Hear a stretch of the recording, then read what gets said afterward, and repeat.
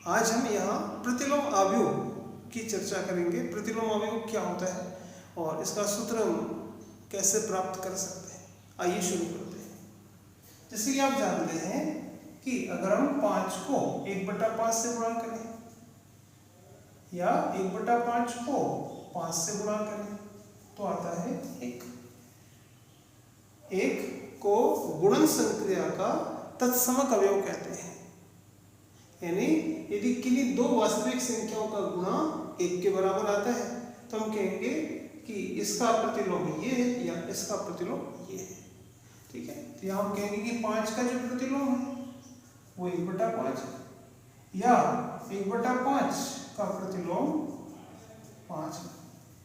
ठीक है, तो संख्याओं का प्रतिलोम इस प्रकार से होता है। तो क्या अवयव का भी प्रतिलोम निकाला जा सकता है?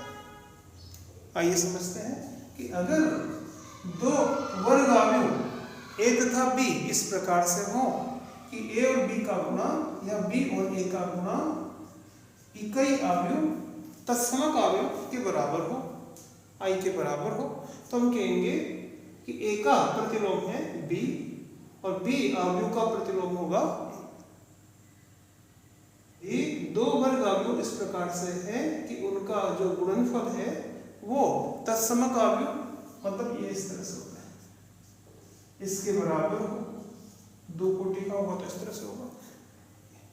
तो हम कहेंगे कि a का प्रतिलोम b है या b का प्रतिलोम a होगा। तो ऐसी स्थिति में a का प्रतिलोम होगा b, जिसको हम ऐसे दर्शाएंगे। ठीक है, अब आगे देखें कि अगर हम इनका सारणिक लेते हैं, यहाँ हम देख रहे हैं कि a और b का गुणा i के बराबर है, तो अगर हम इनका सारणिक लेंगे, इधर भी सारणिक लेंगे, इसको हम कहते हैं इकाई अवयव। इकाई अवयव का सारणिक 1 होता है। ठीक है, जैसे इकाई अवयव ये है, इसका अगर हम सारणिक का मान निकालेंगे तो आएगा 1 और इसको हम लिख सकते हैं इस प्रकार से। ठीक है, दो वर्ग अवयव के गुणनफल का सारणिक उन दोनों सारणिकों के गुणनफल के बराबर होता है। ये इसी में हम सिद्ध कर सकते हैं। तो इसी से हमने ये प्राप्त किया कि इन दो संख्याओं का जो मान है वो 1 है, ये संख्या है, और अगर दो संख्याओं का गुणा अगर 1 के बराबर है तो इसका मतलब है कि उनमें से कोई भी 0 के बराबर नहीं होगा, यानी सारणिक ए भी 0 के बराबर नहीं होना चाहिए। ठीक है, तो a और b अवयव का गुणा अगर इकाई अवयव के बराबर है तो इसका मतलब है कि a का प्रतिलोम b होगा। अगर a का प्रतिलोम b है तो एक दूसरी शर्त ये भी होगी कि a के जो संगत सारणिक होगा वो 0 के बराबर नहीं होना चाहिए।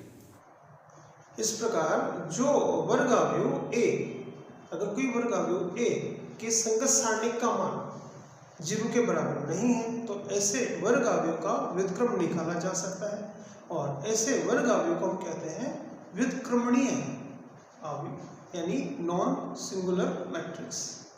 ठीक है, और ऐसा वर्ग अवयव जिसके संगत सारणिक का मान 0 हो उसको हम कहेंगे अव्युत्क्रमणीय अवयव या सिंगुलर मैट्रिक्स कहते हैं। ठीक है, अब हम बात करेंगे वर्ग अवयव के सहखंडज अवयव की बात में।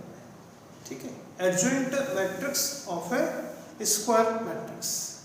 ठीक है, इसकी डेफिनेशन ये है कि यदि किसी वर्ग अवयव aij की सारणिक a के अवयव aij का सहखंड fij हो तो वर्ग अवयव fij के परिवर्त अवयव को a का सहखंडज अवयव कहते हैं तथा इसे एडजॉइंट a या adj से व्यक्त करते हैं। ठीक है, किसी वर्ग अवयव के संगत सहखंडज अवयव कैसे निकालते हैं? तो इसके लिए सबसे पहले हम उस वर्ग अवयव की संगत सारणिक के जो अवयव होते हैं उनके सहखंड निकालते हैं। सहखंड को fij के द्वारा दर्शाते हैं, f11 f12 के द्वारा दर्शाते हैं। अब वो जब सहखंड आते हैं तो सहखंड से बने व्युत्क्रम अवयव को उस वर्ग अवयव का सहखंडज अवयव कहते हैं। एक उदाहरण के द्वारा समझते हैं कि जैसे यहाँ एक वर्ग अवयव है इस प्रकार से, तो इसकी संगत सारणिक होगी ये।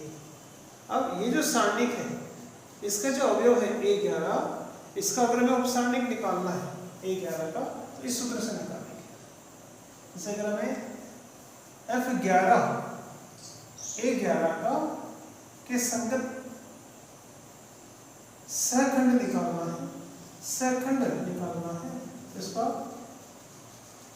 F11 मान आएगा। F11 का मान निकालने के लिए -1 I की जगह 1, J की जगह 1 प्लस 1 और यह M11, ठीक है, M11 आ जाएगा। M11 क्या है कि ये जो अवयव है A11, यानी ये जो एक का मतलब है पंक्ति, पहली पंक्ति पहले स्तंभ में जो है इसका आप स्तंभ और पंक्ति दबा दो, जो बचेगा वो आएगा M11, ठीक है। ये पंक्ति दबा दे तो यहाँ आएगा -1 की पावर 1 प्लस 1 और ये A22 A23 A32 A33। तो इस प्रकार हमें प्राप्त होगा F11। इसी तरह से हम F11 प्राप्त हुआ। इसी प्रकार से अवयव A12 के संगत जो सहखंड होगा उसको भी प्राप्त कर सकते हैं। इसी तरह से F13 का भी प्राप्त कर सकते हैं। तो इस प्रकार हमें F11 F12 F13 F21 से लेकर के F33 तक प्राप्त होंगे, F33 तक प्राप्त होंगे, ठीक है। तो इस तरह से हम सहखंड निकालते हैं। इस प्रकार बच्चों जब हम F11 F12 F13 यानी संगत सारणी के अवयवों के सहखंड निकाल लेते हैं, तो उससे फिर हम एडजॉइंट A यानी सहखंडज अवयव इस सूत्र इस प्रकार से निकालते हैं कि किसी वर्ग अवयव के संगत सहखंडज अवयव एडजॉइंट A बराबर होगा उसके सहखंडों से बने अवयव का परिवर्त, या इसको अगर परिवर्त निकाल के लिखें तो ये आ जाएगा पंक्ति को स्तंभ में बनाना। तो याद रखिए ये फॉर्मूला है एडजॉइंट A निकालने का, यानी सहखंडज अवयव A निकालने का। किसी वर्ग अवयव का सहखंडज अवयव कैसे ज्ञात करते हैं, एक प्रश्न के द्वारा समझते हैं। जैसे कि आप यहाँ देख रहे हैं कि एक वर्ग अवयव आपको दिया गया है A, अवयव है 1 2 3 4 का सहखंडज अवयव यानी एडजॉइंट A ज्ञात करना है, ठीक है। तो ये अवयव हमने लिखा, इसके संगत सारणी लिखा। अब हम ये जो सारणी का आया है इसके जो अवयव है इनके निकालेंगे सहखंड। ध्यान देना यहाँ सहखंडज है, यहाँ सहखंड है, ठीक है। तो सारणी के जो अवयव है इनका हम निकालेंगे सहखंड, इस फॉर्मूले से निकालते हैं। जैसे अगर आप यहाँ इसका निकालना चाहते हैं, A11 अवयव का निकालना चाहते हैं, तो Aij के संगत सहखंड को हम कहते हैं Fij, और A11 का अगर आप सहखंड निकालना चाहते हैं तो उसको हम दर्शाएंगे F11 से, F11 यानी I की जगह 1 और J की जगह 1 रखेंगे, माइनस से I की जगह 1 J की जगह 1 रखेंगे। अब कैसे निकालेंगे, तो यहाँ हम निकाल रहे हैं इसका, तो इसके लिए F11 के लिए इसकी पंक्ति स्तंभ को दबा देंगे तो बचेगा ये 4, सारणी 4, -1 की पावर 1 प्लस 1 यानी 2 और 4 को गुणा करेंगे तो 4 आएगा। इसी तरह से F12 का निकालेंगे, तो F12 का मतलब है पहली पंक्ति दूसरे स्तंभ को दबा देंगे तो इसके संगत उप सारणी का आएगा ये, और I की जगह 1 J की जगह 2 रखेंगे, 3 को गुणा करेंगे -1 की पावर 3 तो ये आएगा -3। इसी तरह से F21 निकालेंगे, इसके लिए ये 2 है। F22 निकालेंगे, तो ये इस तरह से हम निकालते हैं सहखंड अवयव, ठीक है। वो चाहे 2 क्रम का हो या 3 क्रम का हो।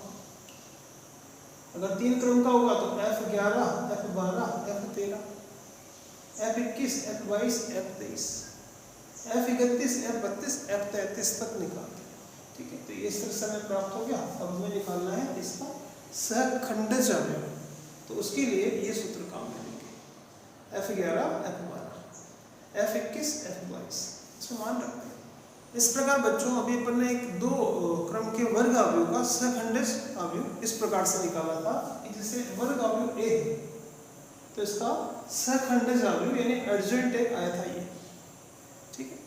तो जैसे कि वर्ग अवयव है ए 1 2 3 4, अब इसका सहखंडज अवयव निकालना है, एडजेंट निकालना है, जैसे कि अपन ने यहाँ भी निकाला था।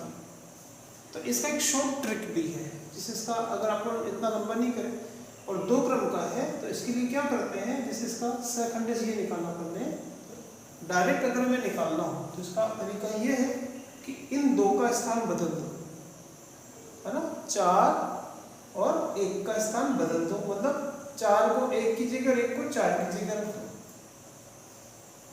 है ना, 4 1 की जगह ये यहाँ पर इन दो का तो स्थान बदल दो, इनका स्थान बदलो और इनका चिन्ह बदल दो, इसका चिन्ह बदल दो। जैसे कि +3 है तो यहाँ पे -3, +2 है तो -2।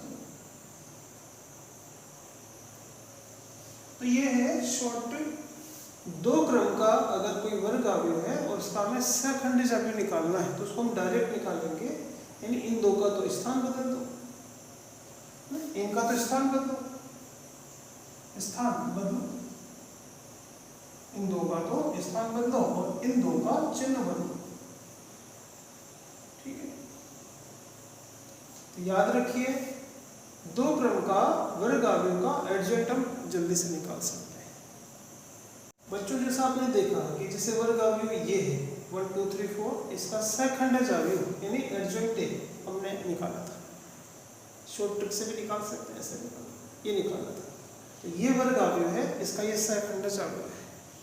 अच्छा, इसके संगत सारणी का मान निकालने के लिए इसका मान निकालें, तो ये है इसके संगत सारणी, इसका मान निकालने के लिए 4 - 6 यानी -2 आएगा, एडजेंट हमने निकाल रखा है।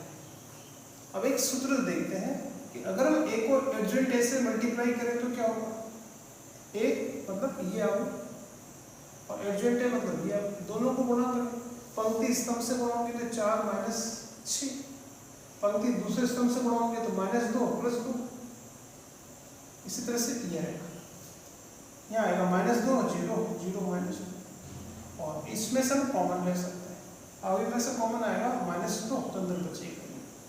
तो ये मान हम निकाल रहे हैं a × एडजेंट e का -2, ये एक दो क्रम का इकाई अवयव है I2 है, और ये जो -2 है, ये -2 जो है ये सारणिक का मान है, तो हम -2 की जगह रखेंगे सारणिक के, और ये दो क्रम का इसको I2 के द्वारा दर्शाएंगे। तो ये महत्वपूर्ण रिजल्ट है, याद रखिए किसी वर्ग अवयव को उसके एडजेंट से मल्टीप्लाई करते हैं तो वो बराबर आता है उसके संगत सारणिक इनटू उसी क्रम के तत्समक अवयव के बराबर, ठीक है। अगर ये 3 क्रम का होता तो यहाँ I3 आता, 3 कोटि का आता, ठीक है।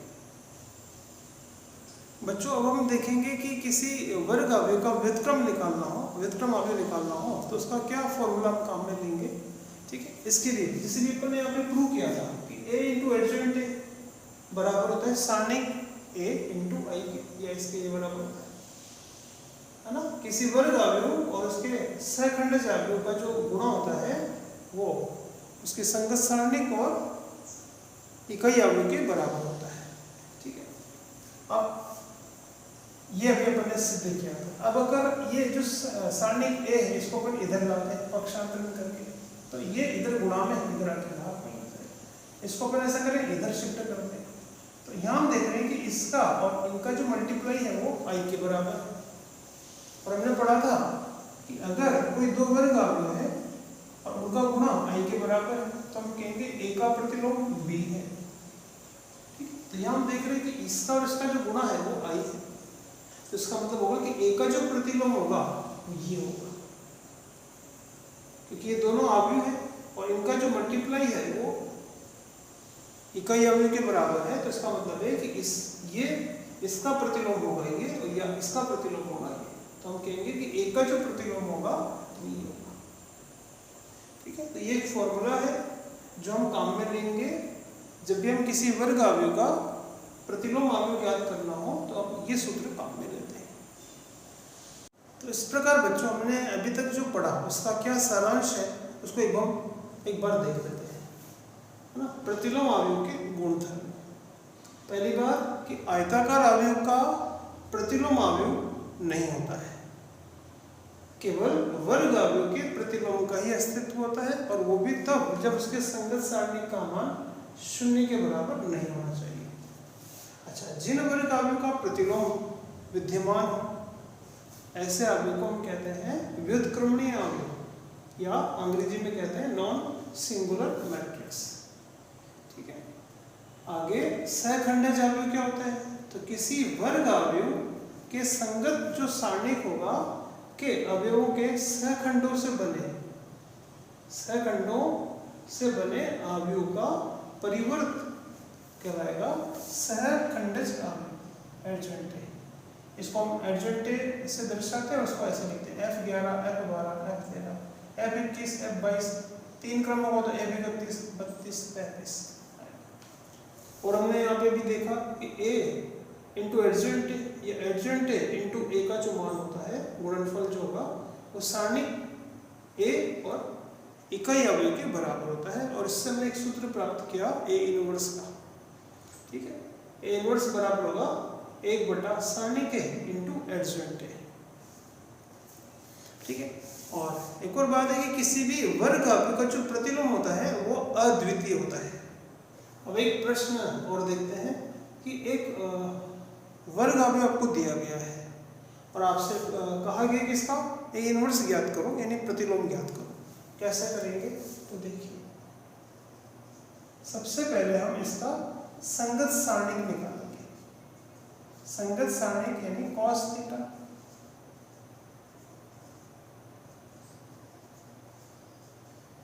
संगत सारणिक का मान निकालेंगे और इसमें इसको इससे मल्टीप्लाई करेंगे तो आएगा cos स्क्वायर थीटा माइनस इनका गुणा।